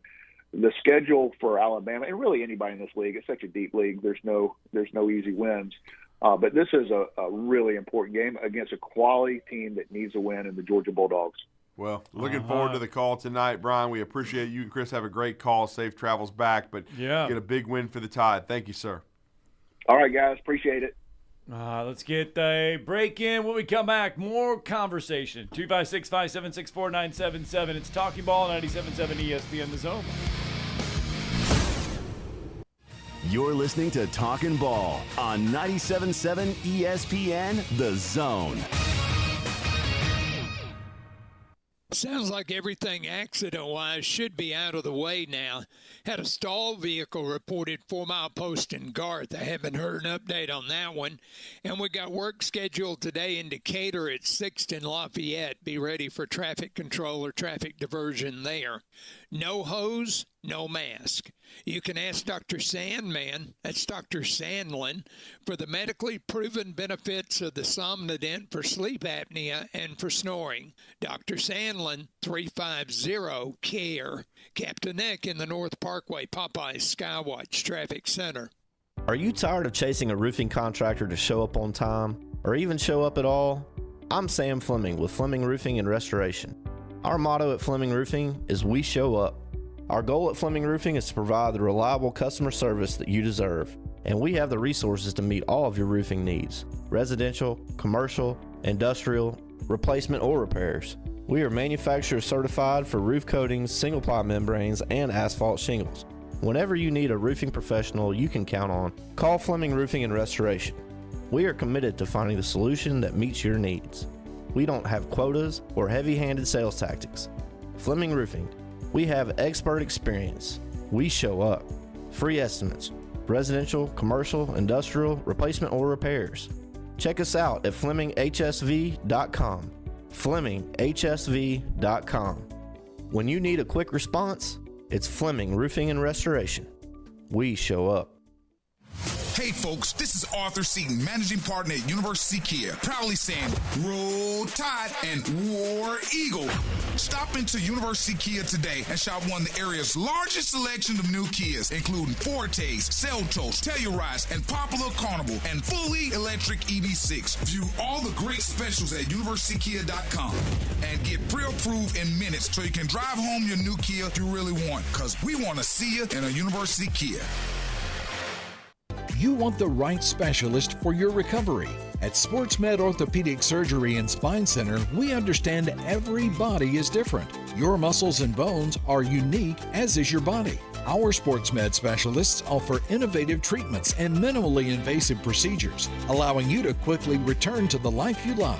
Locations in Huntsville, Madison, Athens, and Decatur, and on the web at sportsmedalabama.com. Improving performance, improving lives. Since 1986, Full Moon Barbecue has been cooking quality meats low and slow over a hickory wood-fired pit. From ribs and wings, brisket, turkey, catfish, and sausage to the best butts in town. If you're planning a holiday or a birthday party, Full Moon has a large banquet room. And Full Moon is ready for your next catering or tailgate. Just call us and we'll take care of everything. 256-713-0070. Full Moon Barbecue on the Parkway next to Costco. The best little pork house in Alabama. Forgiveness. Wow, what a word. What a gift. All of us have done things in our lives that we regret. All of us have done things that are disobedient. All of us have sinned and fallen short of the glory of God. Thank God for his forgiveness. Thank God that he separates our sins as far as the east is from the west and remembers them no more. Hey, I'm John Dees, pastor at Cross Point Church, smack dab across the street from the YMCA in Madison. Check us out at cpcfamily.org. There you are, 8:23. You know what? Yeah. We haven't done it yet. We got to give away our tickets to the Von Brewski Fest. Von Brewski that I spilled all over the wall yesterday on the video. We've been inundated with Tennessee and college basketball. Well, Tennessee will make you drink. Tennessee, maybe we ought to. You know what we ought to do? What? We ought to invite the NCAA in Tennessee to Von Brewski Fest. Yeah. We'll give them the tickets. They can sit down and or just we could have put Fat Phil in a Dunkin' booth. A full beer? Yeah. Whatever. I wouldn't care if it's full of beer, piss, whatever. Let Roll Tide Willie throw at him. Because he don't give a piss about nothing but the Tide. Oh, Blitz, Bama Blitz. We need to give away some tickets to Von Brewski Fest. So caller number 6 today, 256-576-4977. It's coming up on Saturday. 50 different breweries, 100 different beers, and we're going to let you go for free. Uh-oh. We're going to let you go for free. We're going to give you a pair of tickets to go see, or not go see, to go participate in Von Brewski Fest. Yeah. Just drink responsibly, please. Got to be 21. We don't want to get the law after us. Because you fought the law and the law won. Yeah, we don't want that to happen with anybody. Right. 256-576-4977. If you want to go to Von Brewski Fest, all you got to do is give us a call. I forgot about that. I didn't want to make sure we give away all the tickets. You remember it? I mean, we're still on the air.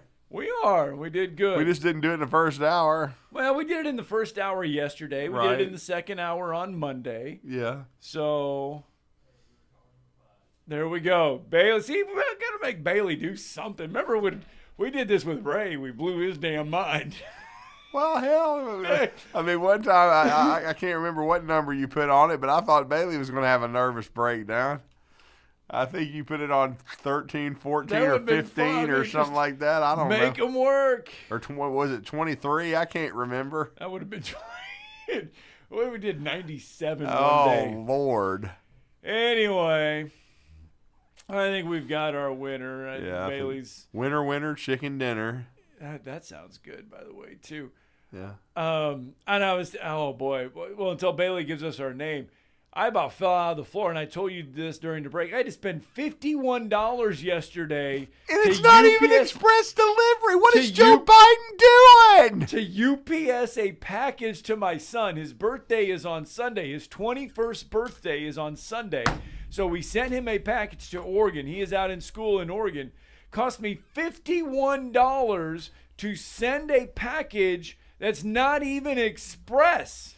I know. And then I ordered a jacket the other day, and it was supposed to be free express shipping. They claimed weather delay, and it took 4 more days, so I really didn't get it express. Yeah, they told me, well, it's the 8th. Now this explains everything. They told me it was the 8th, and then they say, well, unless there's delays. Unless there's delays, and it may not even get there by the 8th? Are you expecting a delay? I mean, how much does express delivery cost now? $6,000? Thank you, Melanie. Congratulations to Melanie. Yes. She is going to go to Von Brewski Fest. Just don't try to Courtesy of ship us. something to if you pick up some good beer there, Melanie. Don't try to ship it via UPS. No, because it $51. He goes, well, the total's $51. Oh my Lord! And it's not even gonna make it before his birthday. He told me $50. I thought, well, heck yeah, I'll do that because that's 3 days express. Yeah, I'll get you there. I'll get you there, but it won't even get there. I mean, are you kidding me? Oh, horrendous. And it's a Lululemon vest. It's a vest? My wife put a couple little things in there. It's not heavy. Yeah. But it's a Lululemon vest and a couple little other things. It was not a heavy package by any stretch of the imagination. Good Lord. That's good Lord was what my wife put in the text. I texted her and I said, I got the package mailed and it was $51. And she was like, good Lord. Well, and then did you? I mean, it's not like I have an how long option. did it take you to tell her that it wasn't even going to make it by his birthday? It's not like I could drive it there. I mean, I wouldn't have even asked what's the express delivery going to cost. Probably would have been like, $575. Oh, anyway, yeah. Good Lord, and a partridge in a Biden tree. We need to get a break in because when we come back, we've had some opinions this morning. Our next guest has had some opinions. In fact, he parlayed the NCAA into being a construction worker. Yeah. Yeah, and building a house and having it have it built wrong after you get the plans 500 times. Right. I didn't explain it very well. He will explain it a whole lot better. Josh Pate with us next.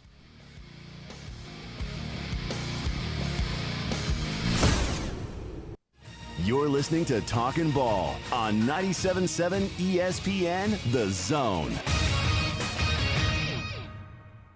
From the Fox 54 Weather Center, I'm meteorologist Emily Owen. We'll start this Wednesday off seeing partly sunshine, gradually becoming sunny by the afternoon. High temperatures only looking to top out in the upper 40s. We could also see gusty winds as high as 20 miles per hour. Heading into your Monday night, a much quieter night, mostly clear sky. Low temperatures going to be falling into the upper 20s to lower 30s for most areas. I'm Fox 54 meteorologist Emily Owen on your home for ESPN Radio 97.7 ESPN The Zone. Got a wreck reported at Green Mountain and Bailey Cove. That one's coming in as a no injury. And we've got crews working in Decatur around 6th and Lafayette. I'd look for traffic control to be in place for a good part of the day there. From routine care to heart failure, Dr. Randall Burns and the team at Huntsville Heart Specialist on Bob Wallace have the expertise to care for all matters of the heart. Captain Nick in the Jordan Lane Popeye Skywatch Traffic Center. Tom Luganbill here for my friends at Woody Anderson Ford. Bobby White and his team take great pride in their service department, and you can see it the moment you walk into those beautiful new service lanes. And just like a championship team, they all work together to make sure your experience is second to none, whether you drive a Ford or not. Also, check out the gold certified pre-owned inventory at Woody Anderson Ford for great deals every day. Stop by and see them at Jordan and Sparkman or at Woody Anderson of Madison on Hughes Road, or visit WoodyAndersonFord.com. The kitchen is the heart of any home. It's where the family gathers. It's where kids discover old recipes and make them their own. Just starting out or just now getting started on the dream kitchen you've always wanted? I'm Chris Haygood, and from all of us here at Bob Wallace Appliance to the home builders and the homeowners of the Huntsville area, a heartfelt thank you for buying local. We're in Huntsville, Florence, and Coleman, and online at BobWallaceAppliance.com.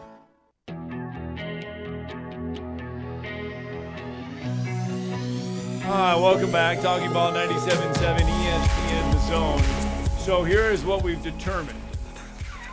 UPS is a mess. Oh. Okay, there's no guardrails on sending a package. Yeah, it's as big a mess as college football now. That's where I'm going to parlay this into.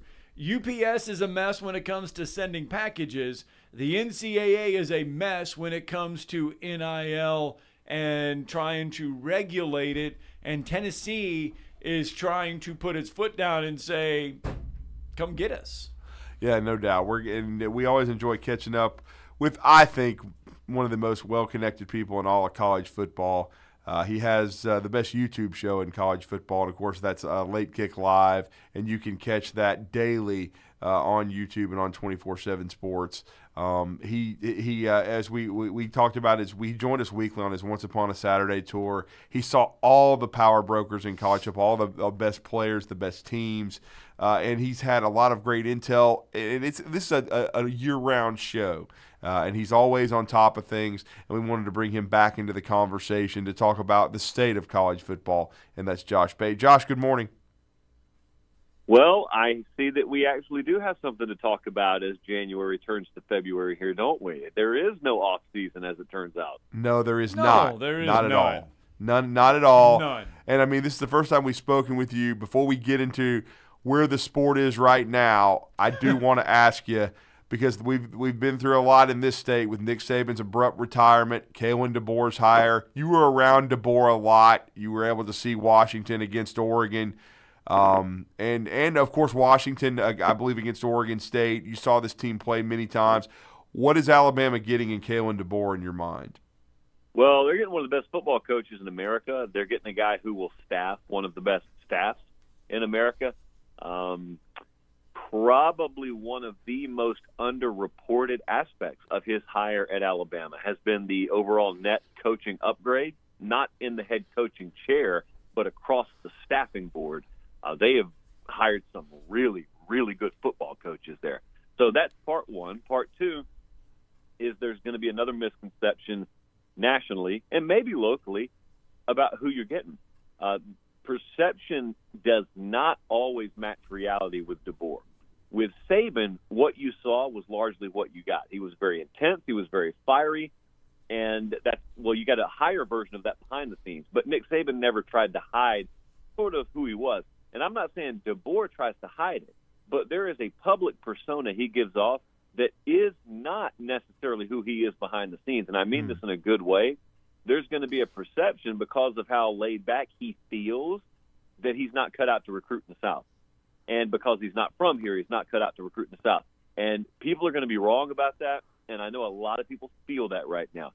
He is extremely relentless. He is extremely intense, and just because it doesn't come off in press conferences doesn't mean it's not there. And so I'm a big believer that the two ingredients to be able to recruit in the South are you got to be relentless, you got to be willing to work extremely hard, which he is, and number two, you have got to be good with people. So you got to be able to form relationships. You got to be able to connect. Those are the two things it takes. That's why when Saban had never been in the South, he was able to recruit in the South. That's why Urban Meyer, when he was never in the South, that's why he was able to all of a sudden recruit in the South. Kalen DeBoer will be fine in recruiting. And if I'm right about that, the second part will easily take care of itself because he will never take a back seat on game day to anyone coaching across the field from him. Is that one of the biggest myths in college football, is that if you're not from the South, you can't coach in the South? If you're not from the West, you shouldn't coach in the West. It's all about your drive, not where you're from. Is that what we get caught up in, though, is if you're not from the South, you're not going to work here? Well, yeah, there's that bubble. I grew up in it. I'm from down here, so I think that way to a certain extent. But it's just that people in the South who know the SEC, they know there's a different way of doing things down here. That's real. That's not the myth. The Right. myth is it's an impenetrable bubble and no one could ever come in here. Listen, I mean, like I just said, before Saban had ever set foot down here, he had what it took. Before Urban Meyer or several other guys had ever set foot down here, they had what it took. Now, you can take an example like Brian Harsin very recently. I think Brian Harson's a fine football coach, but there was probably an aspect of recruiting in the South he wasn't ready to get on board with. And there's not a bad thing. It just makes you a bad fit for a particular program. Kalen DeBoer is not that. Kalen DeBoer, while I'm not saying he's the next Nick Saban or anything like that, I'm saying he possesses the attributes of someone who is able to penetrate that SEC bubble and then thrive inside of it. Well, we wanted to talk about the Tennessee situation, but there's news now coming out just a couple minutes ago that Tennessee and Virginia, the attorney generals from each state, have filed a federal lawsuit now against the NCAA that casts their name, image, and likeness as antitrust violations. Oh boy, that's fun. This was, I think some people knew this was coming yesterday. I also think this is why the NCAA got out in front of what they did. All right, so yesterday, about lunchtime or so, we get the report from Sports Illustrated, and it was very curious because we heard the report come out, and it was before a notice of inquiry had been sent to Tennessee. And normally that's not the way it works. Normally the way it works is the NCAA will let their mouthpieces know as the NOI is sent, okay, you can go ahead and report it. Well, if they're doing it beforehand, these are always people with an agenda. So there had to be a reason that was coming out. And it's about messaging. And it's about getting out ahead of something they know is coming at them. And, look, I know a lot of Alabama fans are listening right now, and they probably did a little silent fist bump yesterday when they heard Tennessee was being investigated. My advice, and I told several of my Bama buddies this yesterday, my advice would be pretend this is not the University of Tennessee. Just pretend it's a university. And, take the crimson glasses off for a second. Or I told Georgia and Florida fans the same way. Just take those team-colored glasses off for a second. This is not the time to be rooting for your neighbor's house to burn down, because the arsonist is not going to stop at your neighbor's house. And these folks at the NCAA are the least equipped people to govern this sport at this point as anyone. And I equated it to work in construction. I used to work construction. And it's tough enough because we're working in the South in the summer, but it's tough enough. But it would be infinitely tougher if every Monday you showed up and the HVAC plan had totally changed, and the lumber and brick layout had totally changed, and the angle of the ceiling they wanted you to put in had totally changed, and it changed once every 7 days. You don't get to tear the house down and start from scratch every week, so you just do the best you can, and then the inspector comes along afterwards and criticizes the house you built. Well, it'd be one thing if I just screwed up a plan, but you handed me 48 different plans, and that's what Tennessee's saying, and that's what a lot of these schools are saying. They're saying, wait a second, you guys have the audacity to try and police us and try and govern us after you change the rules in the middle of the game every other day, it seems like. And I feel for them. I'm not asking anyone to feel sorry for them, but I feel for them because I know people who work inside these athletic departments, and contrary to popular belief, it's not a bunch of evil people scheming behind the scenes, rubbing two hands together, seeing who they can go and cheat to get next. It's a lot of folks struggling to keep their head above water and keep up, and no one knows what the rules are. Because as soon as you start to get informed on one set, they get changed. And so you're not only trying to keep up with what is and isn't legal in the moment, you're also trying to think about this. You're trying to staff your athletic department to mirror the kind of staff you need to uphold whatever the current letter of the law is. And as soon as you get done with another round of interviews and due diligence and hiring, then all of a sudden you find out the rules have changed. So 13 people you just hired are no longer needed. You need 27 other people over here now that weren't needed. And it's impossible to keep up, is the point. So it figured that this was coming. I have never seen member institutions take such direct aim at the NCAA as we're seeing now. And there is a lot about the future history books of this sport that are being written in real time. And is that part of the reason that when you were on you mentioned it on Late Kick this past week, that a lot of prominent coaches are thinking about stepping away from the game because of all the ambiguity and not knowing the rules, what they are and what they're going up against? Yeah. I wasn't making that up either. Those are paraphrased sentiments that I'm echoing from just head coaches and coordinators and whatnot, just saying it to my face. And you can't put a name to them, obviously, but it's just a lot of guys who are comfortable financially. They've been in the game long enough to where they could afford to just step away. And I'm not talking about a Saban situation where he's in his early 70s. Nick Saban, while I think he could have gone longer, was at retirement age. So that made sense. But, I'd look at Chris Peterson a few years ago. Yes. Chris Peterson was in the prime of his career at Washington and just left.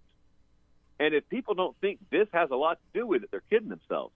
Well, Peterson was out there tucked in the Pacific Northwest, and I don't think it hit people between the eyes like it would if some of these other guys chose to step away at 45 years old or 53 years old and say, I'm not going to the NFL, and I'm not retiring because of health, and I'm not getting fired. I'm at the prime of my career, but this sport's just not for me anymore. I can't do this.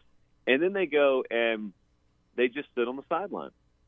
And they go sit in a TV studio or do whatever they want to do. And the way I think it may happen is if the sport is not gotten under a lot more control. December is insane right now. And if it's not gotten under control, I think one of them is going to retire in the prime of their career.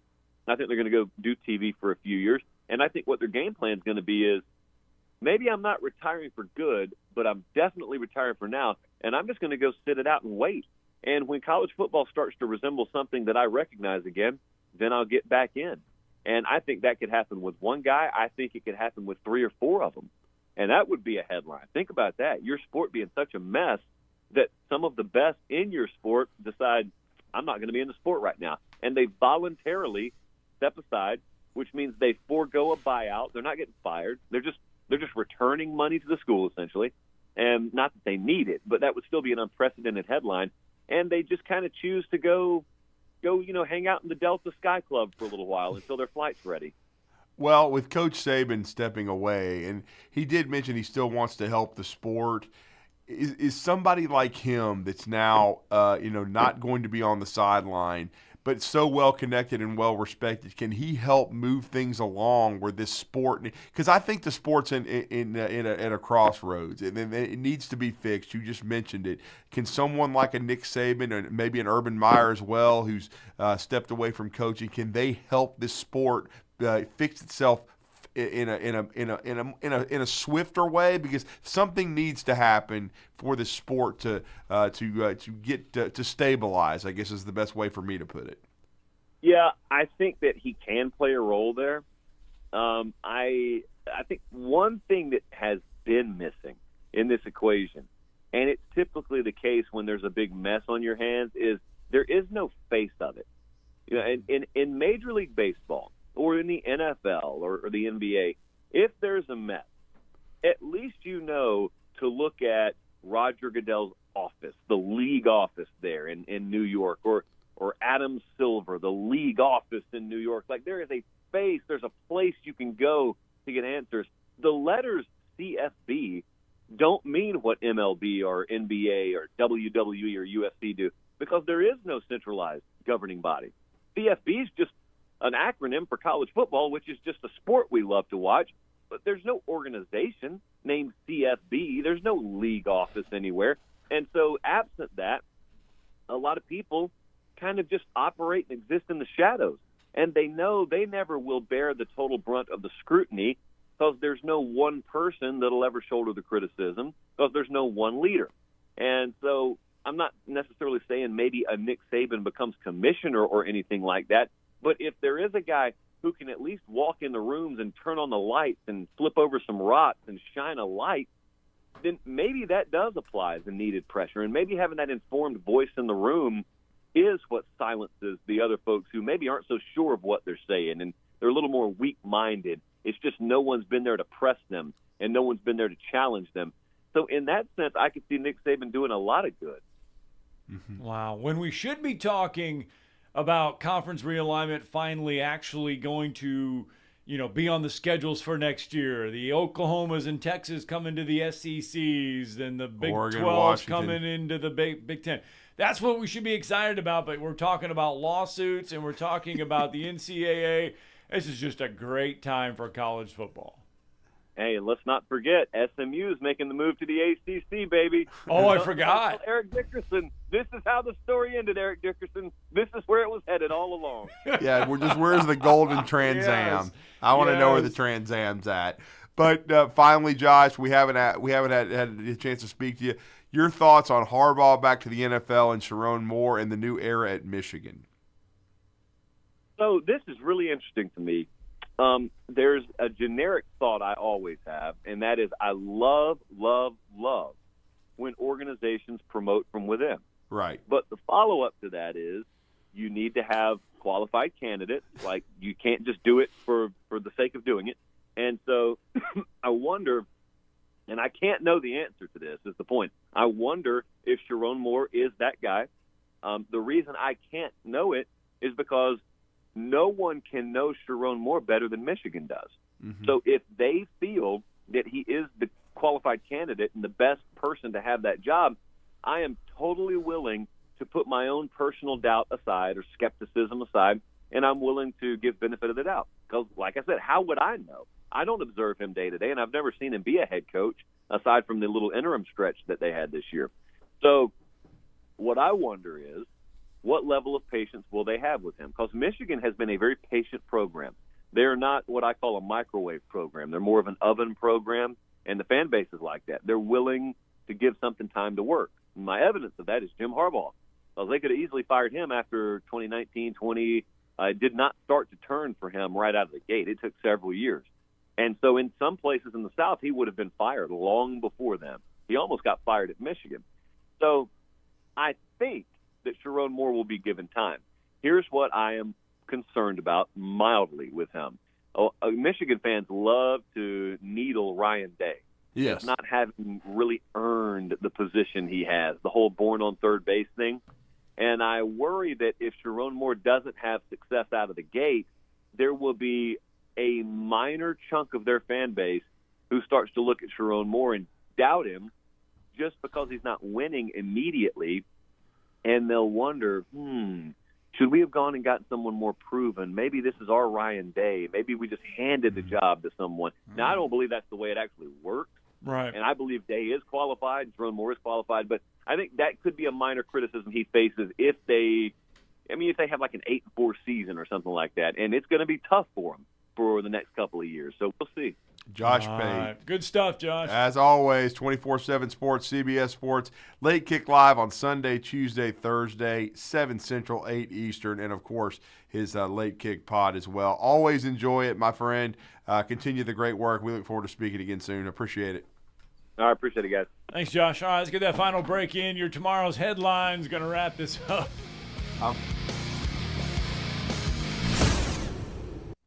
You're listening to Talkin' Ball on 97.7 ESPN The Zone.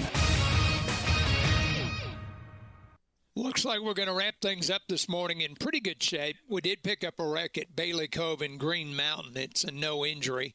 And they've got work going on in Decatur at 6th and Lafayette. They're diverting traffic around that one. You get 2 pieces of hand-breaded, juicy, tender signature chicken and a buttermilk biscuit for $4.99 at Popeyes. University in Jordan, 72 in Jeff, and North Parkway. Captain Eck in the Popeyes Skywatch Traffic Center. You've got to experience Toyotathon at Bill Penny Toyota. They've got the selection with over 700 new Toyotas to choose from. And they've got the extras with Bill Penny perks and a 10-year unlimited warranty. So get on over to Bill Penny Toyota today and experience Toyotathon.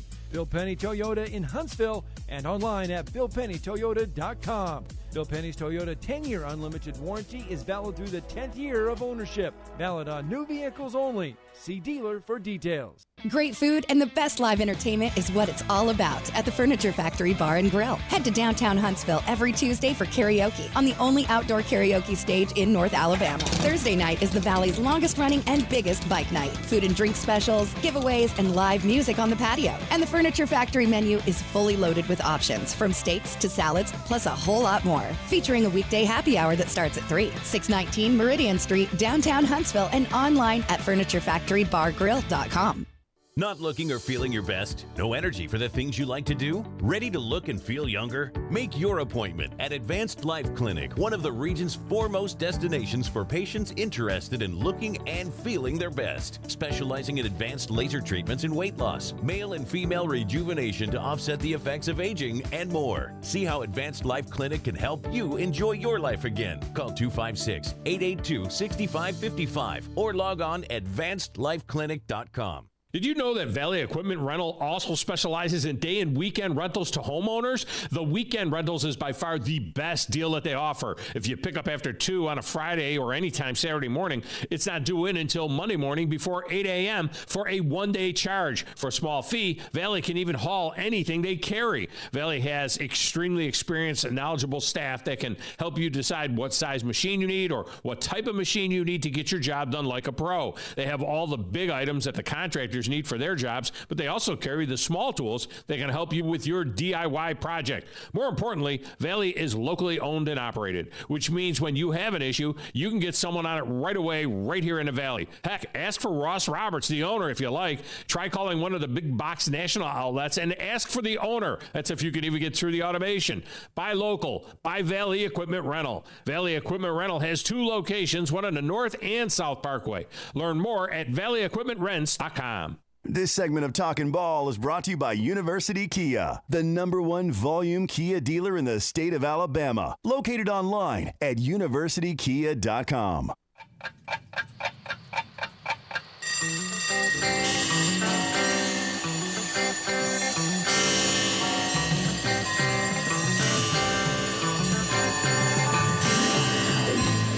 It's time for tomorrow's headlines today with Scott Tyson and Drew DeArmond on 97.7 ESPN The Zone. So, let me see if you remember this. Take a listen. Remember this?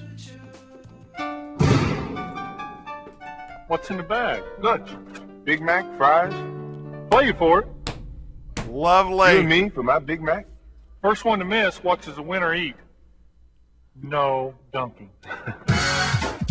Remember this one? One of the greatest commercials ever made. It's me. Get in there.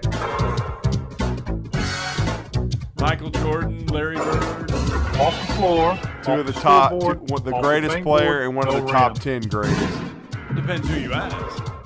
Over the second round. Some stupid millennial. Nothing but that. This day, 1993. Nothing but that. Oh. This commercial, the Love Larry it. Bird Nothing But Net commercial, played during the Super Bowl. And I mean, really, Larry was retired at this time. Off the billboard, through the window, off the wall, nothing but net. This is why you'll probably see me in some Indiana State Sycamores gear soon. Because they have it. Larry Joe. Oh, brings back good memories. It does. If you want to go to the game this year, they're saying the average price is hovering around $9,800. 70% more expensive this year than last year. 76? Well, no wonder you're paying $51. 70% more Good expensive. Lord. Joe Biden stinks. I'm sorry. He just is an abomination. Please vote him out. Like, he's making the Super Bowl 70% more expensive. What a turd. He and his son. Deport both of them. Oh, anyway, we're about done on a lot of levels.